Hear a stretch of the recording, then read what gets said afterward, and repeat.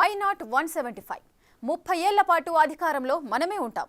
జీవితాంతపు అధ్యక్షుడిని నేనే, ఇంకెవ్వరూ అక్కర్లేదు, నాకు నేనే రాజు మంత్రి అంటూ ఇటు బంధువర్గాన్ని అటు కార్యవర్గాన్ని లెక్కలేనట్టుగా వ్యవహరించిన వైకాపా అధినేత జగన్ పరిస్థితి ఏంటో చెప్పడానికి ఇదొక్కటి చాలట. అంతలా అసలేం జరిగింది? ఈ బిల్డప్కి ఆ టూలెట్ బోర్డ్ ఏంటి? తెలుసుకోవాలంటే మీరు స్టోరీ తప్పక చూడాల్సిందే. ఒకప్పుడు ఊపింది ఫ్యాను, ఇప్పుడు టోటల్ గా మారింది సీను. ఇది ప్రస్తుతం వైసీపీ గురించి వినిపించే మాట. తాజాగా ఈ లిస్టులోకి మరో డైమండ్ లాంటి సీనొచ్చి చేరింది. చూశారుగా ఈ టూలెట్ బోర్డును? ఇది సాదాసీదా బిల్డింగ్ కి వేలాడుతున్న టూలెట్ బోర్డు కాదు. ఒకప్పుడు 151 సీట్లతో రాష్ట్ర రాజకీయాలని శాసించిన ఫ్యాన్ పార్టీ కేంద్ర కార్యాలయంగా పనిచేసిన భవనం ఇది. ప్రస్తుతం దీని ముందు కనిపిస్తున్న దృశ్యం. అదేంటి, అధికారంలో ఉండగా అంతా మాదే అన్నారుగా. ఇటు పార్టీకి పర్మనెంట్ అధ్యక్షుణ్ణి నేనే అనటంతో పాటు అటు రాష్ట్రాన్ని శాశ్వతంగా పాలించేది కూడా నేనే అంటూ వీర ధీర శూర రేంజ్ లో పలికిన డైలాగులు ఏమైపోయాయి అంటూ ఒక్కొక్కరు ఈ బోర్డు చూసినంతనే నోళ్లు నొక్కుకుంటున్నారట. 151లోంచి 5 ఎగిరిపోయేసరికి ఏకంగా ఇక్కడ్నుంచి పార్టీ కూడా ఎగిరిపోయిందా? ఇదెక్కడి విడ్డూరం? ఇది దేనికి సంకేతం? అయినా పార్టీ ఆఫీస్ ను కూడా కొనసాగించలేకపోతే ఎలా? దీన్ని ఎలా అర్థం చేసుకోవాలి? వచ్చే రోజుల్లో పార్టీకి కూడా ఇలాగే టూలెట్ పెట్టేస్తారన్న అర్థం రాదా? హవ్వ అంటూ ఈ సీన్ చూసిన వెంటనే ఘాటైన వ్యాఖ్యానాలే చేస్తున్నారట.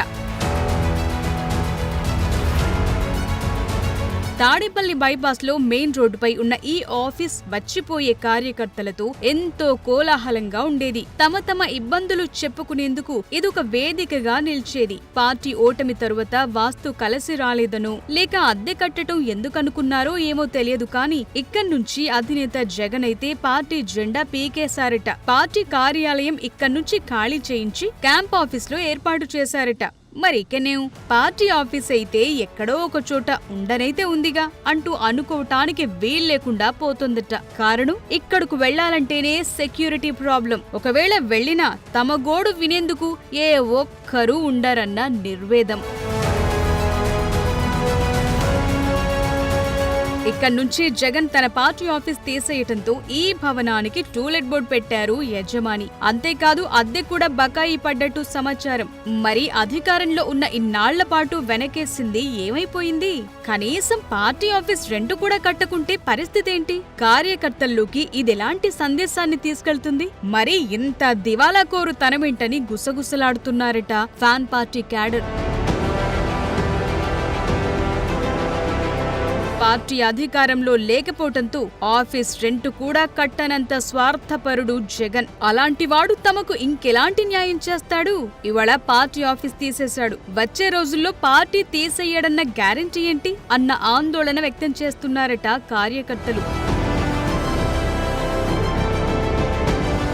అధికారమున్న రోజుల్లో 30 ఏళ్లు మనమే అధికారంలో ఉంటామని బీరాలు పలికిన జగన్ నేడిలాంటి దుస్థితికి చేరుకోవటంతో ఏమనాలో అర్థం కావటం లేదట సగటు కార్యకర్తకు. అవునులే, పార్టీ పేరు చూస్తే శివకుమార్ అనే ఒకరు పెట్టింది, కార్యాలయం చూస్తే అద్దెకున్నది. అంటే పార్టీ మనది కాదు, ఇక అందుండే భవనము మనది కాదు.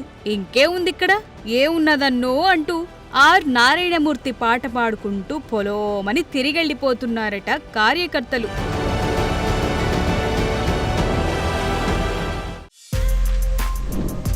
For more videos like this, subscribe Big TV channel.